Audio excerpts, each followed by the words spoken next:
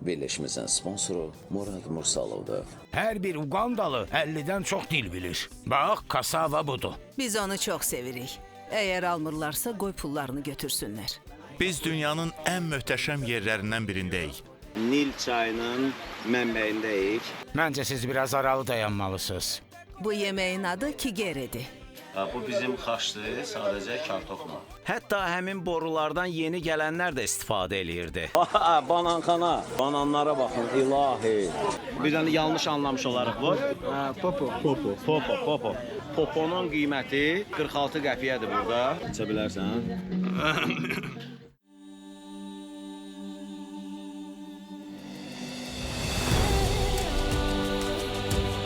Ugandada səyahətimiz davam eləyirdi. Bəlkə də çoxumuz bilmirik ki, dünyanın ən uzun çayı olan Nilin başlanğıcı bu ölkədədir. Nil sadəcə çay deyil, o sahilində məskunlaşmış milyonlarla insanın həyat mənbəyidir. Düzdür, son illərdə Braziliyalı mütəxəssislər Amazon çayının daha uzun olduğunu israr eləyirlər. Amma bir neçə kilometrlik fərq Nilin dini kitablarda, ədəbiyyatda, tarixdə qoyduğu izlərə, onun möhtəşəmliyinə kölgə sala bilmədi. Uzun sözün qısası, Nilin mənbəyini görmək üçün Jinja əyalətinə yola düşdük.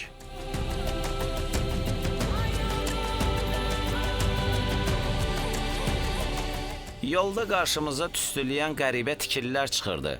Bir neçə dəfə yanlarından ötüb keçsək də, bu dəfə maraq bizə güc gəldi və dayanıb nə baş verdiyini öyrəndik. Yol boyu qarşımıza belə tüstüləyən evlər çıxırdı. Elə bilirdik ki, nəsə ev yanır, ya necəsə. Sonradan məlum oldu ki, sən demə ev yanmır, sadəcə burada kərpic bişirirlər.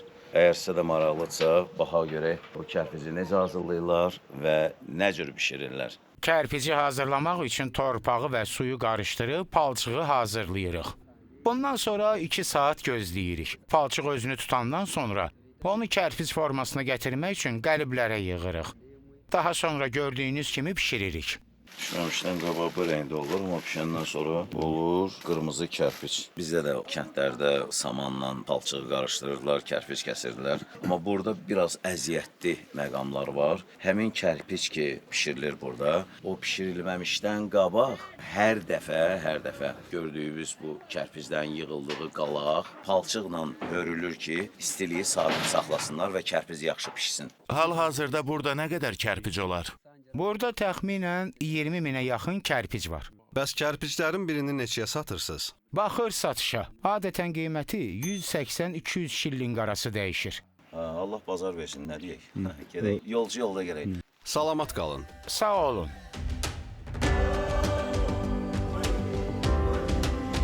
Ugandanın içərisinə doğru irəlilədikcə bu ölkəni daha çox sevməyə başlayırdım. Ayaq yalın, başı açıq, öz zəhmətləri ilə evlərinə çörək aparan gülərüz kənd cəmaatı. Eləcə də Yaradanın bu ölkədən səxavətini əsirgəməyib əta elədiyi əsrarəngiz təbiəti məni əməlli başlı riqqətləndirmişdi. Hələ mən göz oxşayan çay plantasiyalarını demirəm. Düşündük ki, vətənə qaydanda yol kənarında satılan çaylardan alıb dostanışa pay verərik. Amma atalar sözündə deyildiyi kimi getdik kabab iynə, gördük eşşək dağlayırlar. Adınız nədir? Betty. Deməli, gəldik Betin yanına. Elə bildik ki, burada yəqin əsl çay satılacaq. Amma baxdım gördük ki, tozdur, bildiyimiz çay tozu. Bizdə bunu heç kəs içməz. İstehsalat prosesi boyunca əgər çaydan qırıntılar varsa, onu atmamaq üçün belə toz şəklində yığırlar qablara, gətirib qoyurlar bura. Bir manat 20 qəpiyə başa gəlir bu çay. Adamı bir dənə götürək. Adamı bir dənə götürək. Yazılan danışmışıq bayaqdan. Düşəndə üzdə çəsən bir birleşmemizin sponsoru Murad Mursalov'dur. Yəqin necə çay olduğunu bilirsiniz. Bəli, bilirəm. Çox sağ olun. Salamat qal Betty. Sağ olun. Biz onunla bir balaca söhbət elədik. İzah elədik ki, yəni bu çay deyil də. Biz tərəfdə bu çayı kiməsə versən və yaxud da kiməsə qabağına qoysan, adamın az qala üzünə nəysə, deməli çayı vurarlar üzünə. Sağ ol, dost, vaxtında məni dəstəklədin. Danışa-danışa, gülə-gülə gəlib çıxdıq Jinjaya. Afrika ölkələrini bir-birinə bağlayan dəmir yolu və su nəqliyyatının cəmləşdiyi nəhəng şəbəkəyə. Jinja sənaye şəhəri kimi xarakterizə olunsa da, şəhərin özü xudmani balaca görünsə də, amma hər addımında sanki sənə öz tarixini danışmaq istəyirdi. Bu şəhər demək olar ki, İngilis müstəmləkəsi dövründə sıfırdan inşa edilib. Amma ümumi şəhərin ab-havası mənə nədənsə Hindistanı xatırladırdı.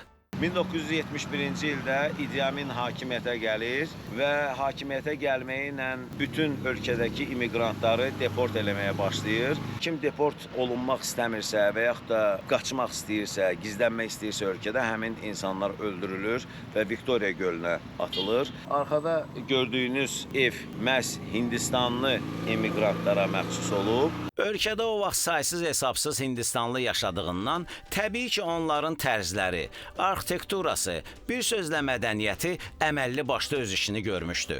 İndiyə qədər necə deyərlər, Hindistan evləri dəbdədir və bütün ölkəni öz ağuşuna alıb. Çəkiliş zamanı onu da müşahidə elədim ki, ölkəni ağuşuna alan təkcə Hindistanlıların dəbləri yox, həm də özləridir. Çünki hara baxırdıqsa qarşımıza onlar çıxırdı. Qənaətim bu oldu ki, Uqandanın keçmiş prezidenti İdi Amin uzaqgörən şəxsiyyət olub. Şəhərdə həyat isə həmişəki kimi öz axarında davam edirdi. Kimisi məktəbə gedir, kimisi işə tələsir, kimisi artıq iş başındadır. Bəziləri isə qəzet oxuyub, üstəlik burnunu qurdalayır. Amma bir nəfər pulu olmasa da dünyadan hali olmaq üçün yerə düzülmüş qəzetlərə göz gəzdirir. Nəysə, şəhərlə kiçicik ekskursiyamızı bitirib, sahilə doğru hərəkət elədik. Burada bizim mənfi rolların qəhrəmanlarına bənzəyən bələdçimiz Emanuel gözləyirdi. Bir-birimizə ənənəvi şəkildə tanışdığımıza şad olub deyib söhbətə başladıq. İndi gedəcəyimiz kənddə Busuqa cəmaətidir. Gölün digər tərəfində isə Uqandalılar məskunlaşıb.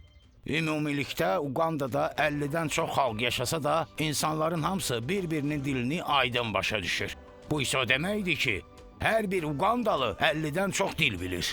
Təsəvvür edin, ölkəmizdə hər kəs ləzgi, talış, tat və sair dillərdə danışa bilir.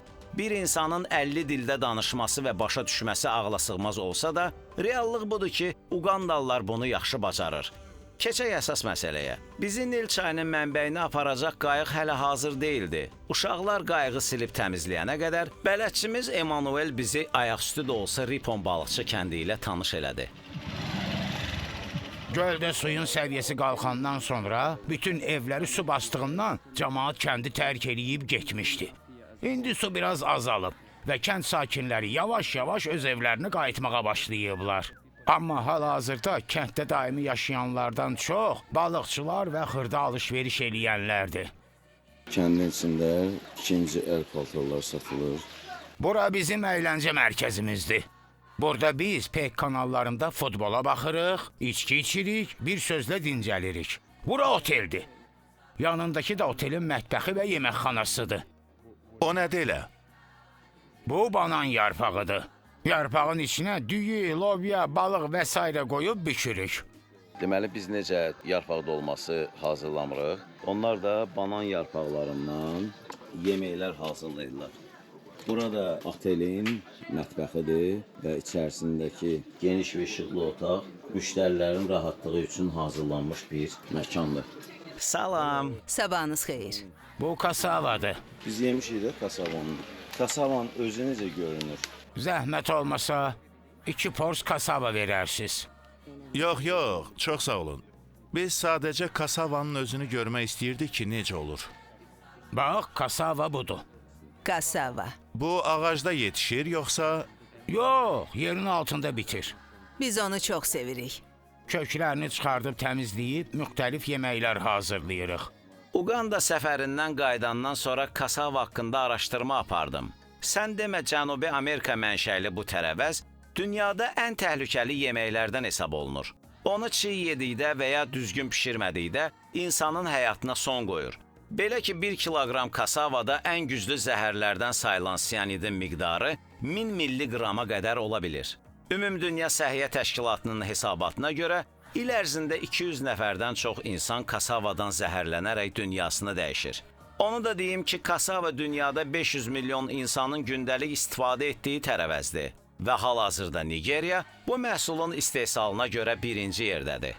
Əgər almırlarsa qoy pullarını götürsünlər. Yox, ehtiyac yoxdur, sizdə qalsın. Sağ olun. Salamat qalın.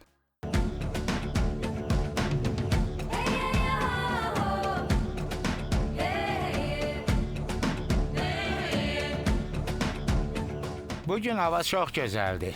Ümid edirəm gəzintimiz maraqlı keçəcək. Ola bilər yırtıcı timsahlarla, insanlara hücum edən begemotlarla qarşılaşaq. Parçalanıb tiki olmaqdan da qorxmayın. Söz verirəm ki, sizi bütöv apardığım kimi elə bütöv də gətirəcəm.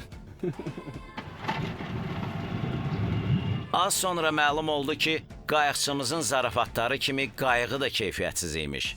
10 metr getməmiş mühərrik tüstüləməyə başladı və sahilə yan almalı olduq.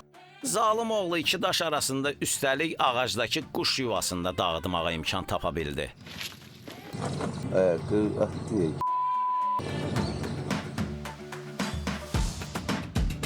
Emanuel, nə məsələdir? Narahat olmayın, bir balaca problem var, onu həll edirik. Qısa fasilədən sonra mühərrik bir təhər işə düşdü və yuvadağdan qayıqçımız ilə nəhayət ki, Nilə doğru hərəkətə başladıq.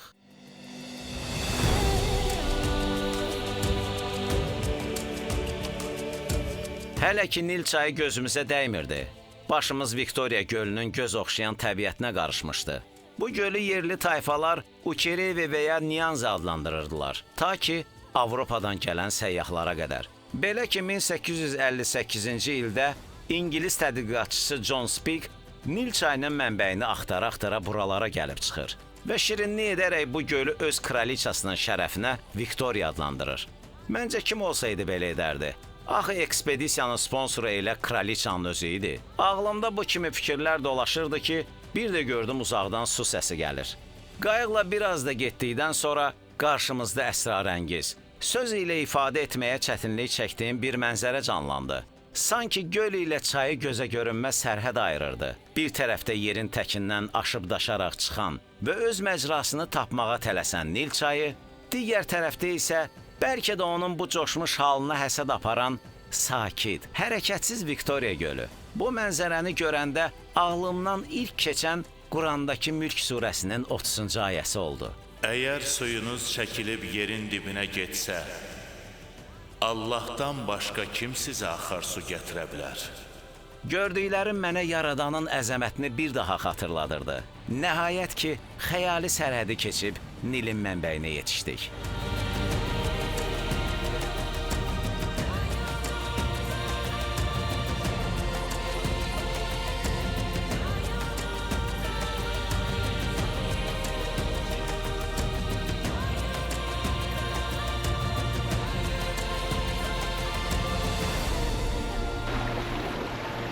Nil çayının mənbəyindəyik. Muradla gəlmişik, iki muzunqu.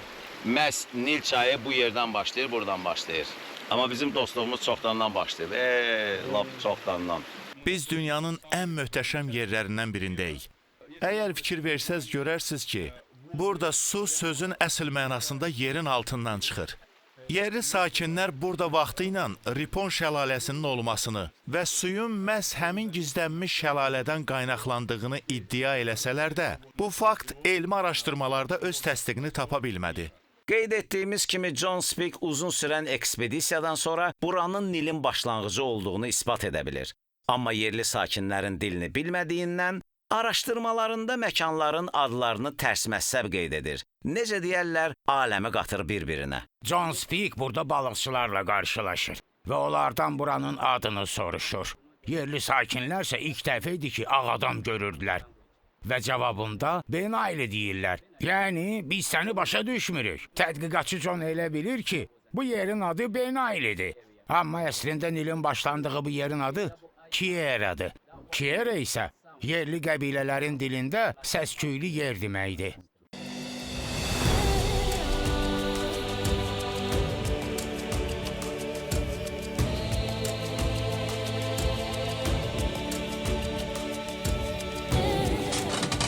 Gəldik, çatdıq balıqçıların yanına. Balıqçıların Məskəninə. Mənim qardaşım, təşəkkürlər. Salamat qalın.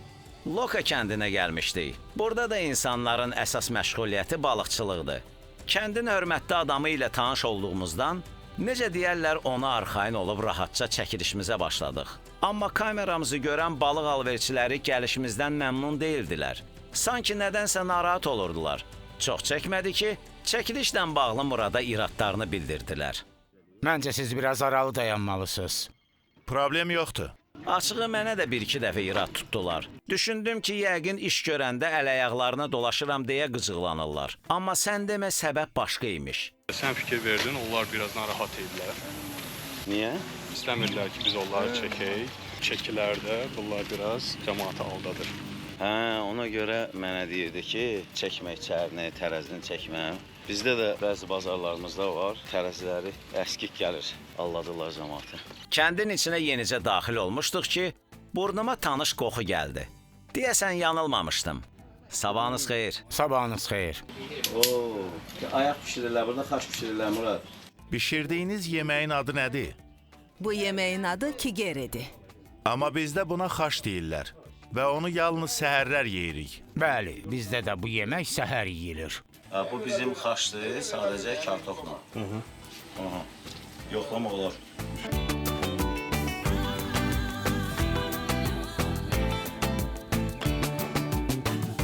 İndi içəcəyiniz pivənin adı nədir? Malua qardan hazırlanır. Balua? Malua. Malua Uqandanın ən məşhur spirtli içkilərindən hesab olunur. Yerli sakinlər bu içkinin hələ qədim dövrdən bu günə qədər gəlib çıxdığı qənaətindədirlər. Açığı Maluanı görəndə ağlımdan yalnız bu fikir keçdi. Kaş ki bu günə gəlib çıxmazdın. Özü də bu günə. Xalq dili ilə desək, pis gündə olan bu içkinin nə görünüşü, nə də qoxusu ürək açan deyildi. İndi xanım qaynar su gətirməyə getdi. Onu Maluyaya əlavə eləyəcək ki, qarşımdan şirə yaxşı ayrıla bilsin. Qarşımda ürək bulandıran mənzərə azmış kimi, üstəlik ora Maluanın içilmə qaydası da əlavə olundu. Bir qabdan bir neçə boru vasitəsilə içilirdi bu pivə. Hətta həmin borulardan yeni gələnlər də istifadə eləyirdi. İçə bilərsən? Gördüklərimdən şoka düşmüşdüm. Az qala dünya başıma fırlanırdı. Çox çəkmədi ki, dünya onların da başına fırlandı. Keyflənib oynamağa başladılar.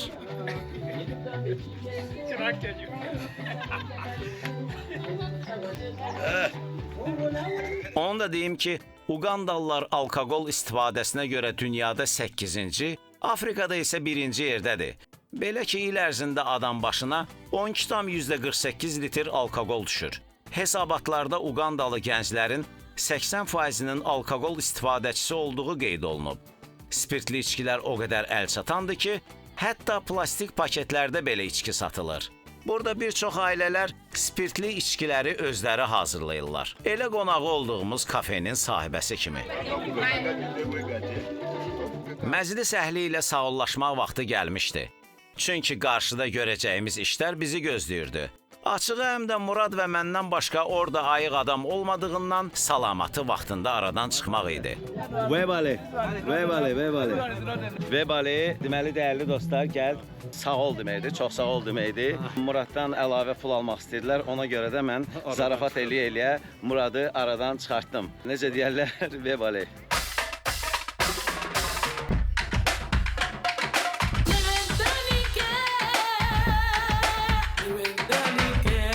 Uqandadan ayrılmağımıza sayılı günlər qalmışdı. Afrikanın səbəti adlandırılan bu məmləkətin bazarını görmədən getmək isə ayıb olardı. Bir sözlə səbətin nədən ibarət olduğunu görmək üçün özümüzü vurduq bazara. Dedik həm də qiymətlərlə maraqlanarıq. Amma hər ehtimala qarşı özümüzlə bazar uşaqlarını da götürdük ki, kameramızı görəndə alverçilər başımıza hər nə gəldi atmasınlar. Sənin adın nədir? Mənim adım Abavoza İbrahimdir. Necə? Abavoza İbrahim.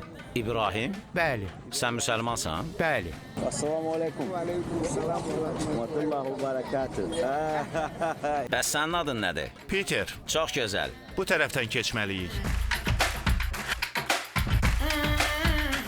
Afrikanın koloritinə uyğun bir bazara gəlmişim, meyvə, tərəvəz bazarına. Əslində qalsa burada hər şey var, yox? Bu nədir belə? Badımcandır. Doğrudan. Bəli, bu badımcanın kermit növüdür. Uqandanın badımcanı. Qiyməti neçəyədir? 10.000 şillinqə. Qiymətlər 2 dəfə artıb. Badımcan 5.000 idi, indi 10.000 olub. Mango neçəyədir? 4-ü 5.000-ədir. 4-ü 5 minə eləyir 2 manat 20 qəpik. Biri gəlir düşür hardasa 60 qəpiyə. Bu da o deməkdir ki, havayıdır. Bakıda nədir qiyməti Emin? Ümumiyyətlə tropik meyvələr çox bahadır. Bu da təbiidir. Yəni bunun daşınması, Afrika ölkələrindən gətirilməyi və s. və ilaxır. Yəni çox da başa düşüləndir. Yəni ki, bura onların vətənidir. Biz burada məsələn alma görmürük dəyərli dostlar. Çünki dünyanın ən şirin, ən dadlı alması hardadır Murad? Azərbaycanda. Azərbaycanda özü harda bitir? Qubada. Qubada. Yadından çıxıb. Başa düşürəm 21 ildir İngilis alması yeyirsən. Sən tez-tez gəl Azərbaycana. Yadından çıxıb təmiz. Lobya 5000 şilinqədir.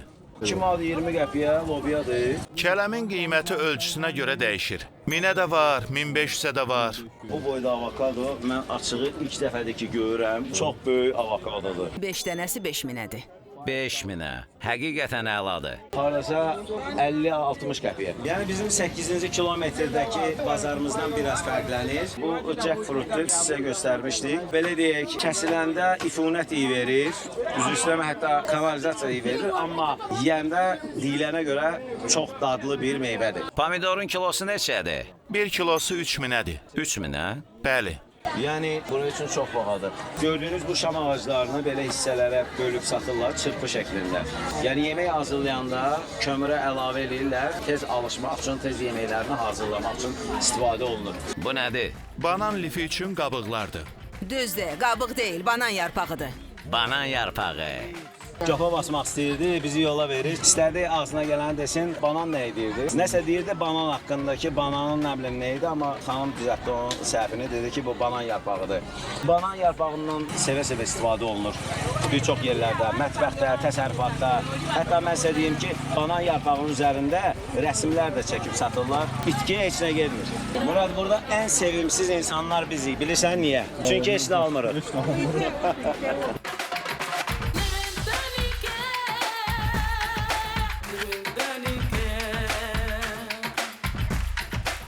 Gəldik, çıxdıq, hara? Bananxanaya. Bananxana. Banana mənim yeri məlum. Bananlara baxın, ilahi. Gördüyünüz bu banan. Yəni, macal versə danışarım. Gördüyünüz bu banan salxımı 5 manat, 4 manat 60 qəpiyədir bu arada. Bu banan da maraqlı banandır. Banan sortunu ilk dəfə də görürüm. Bu banandan yemək hazırlayanda istifadə edirik. Bunu pişirmək üçün istifadə edirlər. Burada balaca şirin bananları görürük. Sözün əsl mənasında şirindirlər. Həm özləri şirin görünürlər, həm də dadları da çox şirindir. Bundan yemişik. Çox dadlıdır həqiqətən. Aha, gəldik ananasxanaya. Bananxanadan gəldik ananasxanaya. Bəh. Nə gözəl ananas. Ananas neçədir? 2000-ə. Çox ucuzdur, çox ucuz. Neçədir? 8000-ə. Bir dəfəsi hardasa başa gəlir 5 manata. Gərək bura Sabirabaddan qarpız gətirək. Fıstıq. Yəni fıstıq əzməsi çox gözəldir. Qardaşımız əsl Rambo kinosuna çəkilə bilər və fıstıq əzməsini siz görürsünüz. Bunun dadına baxdıqda fıstıq sousunu. Ləmənginin içinə oxşayır. Fıstıq sousudur bu. Aha, baxaq. Dadı nəyin dadına oxşayır deyim sizə. Paştet dadı verir. Sanki Hind toyuğunun paştetinin dadı gəlir. Həqiqətən mükəmməl bir şeydir. Bu nədir? Popo. Popo? Bəli. Popo. Popo? Bəli. Görəsən dadı necədir? Nə dadı verir? Şirin olur. Qiyməti nədir poponun? Qardaş, poponu neçə verirsən? 1000-ə, 2000-ə, 3000-ə, baxır ölçüsünə. Deməli, dəyərli dostlar, poponun qiyməti 46 qəpiyədir burada. Bu meyvənin adı popodur, daha aydın olsun deyə deyim. Yəni Uqandada yetişir. Adı nədir? Bir də deyək, birdən yanlış anlamış olarıq bu. Popo. Çox yaxşı. Yəni bazara gəlməklə bildik ki, Uqandada poponun qiyməti 46 qəpidir. 46 qəpiyə kim popo almaq istəsə, gəlsin Uqandaya 46 qəpiyə popo ala bilər. Kirki. 50 qəpiyə satılır kirki. Maraqlı bir məqamı çatdırım sizə. Gördüyünüz bu kirkilərlə üzbəüz acı bibər satılır. Uqanda dilində buna kirki deyirlər. Maraqlıdır. Kirki və kirki. Vallahi elə bir dəqiqə yeyərdim. Çağın da var, kəsək də var ya. İyi. Bunu risk eləmək istəmirəm. Gedib qarpız yeyərik hələmiz öz ölkəmizdə. Sənin ölkən düzdür, həm də Azərbaycandır, söhbət deyil. Amma ki, indi sən Böyük Britaniya vətəndaşsan, orada inanmıram ki, Azərbaycandakı kimi dadlı qarpız ola bilər. Böyük çətinliklərlə də olsa, içəridə çəkiliş aparıb, sizə bazarda baş verənləri təqdim elədik. İndi yolumuz Kampaladan Entebbe'yədir və oradan biz uçacağıq inşallah Ruandaya. Murad, əlin qolun var olsun, əziyyət çəkdin. Yəni sən operator deyilsən, sən IT üzrə mütəxəssissən. Hətta deyərdim ki, dünya çapında. Amma ki, əziyyət çəkib nəyə bacarırsansa, çəkirsənsə, çox sağ ol, haqqı da halal elə. Sağ olun. Növbəti videolarımızda görüşənə qədər.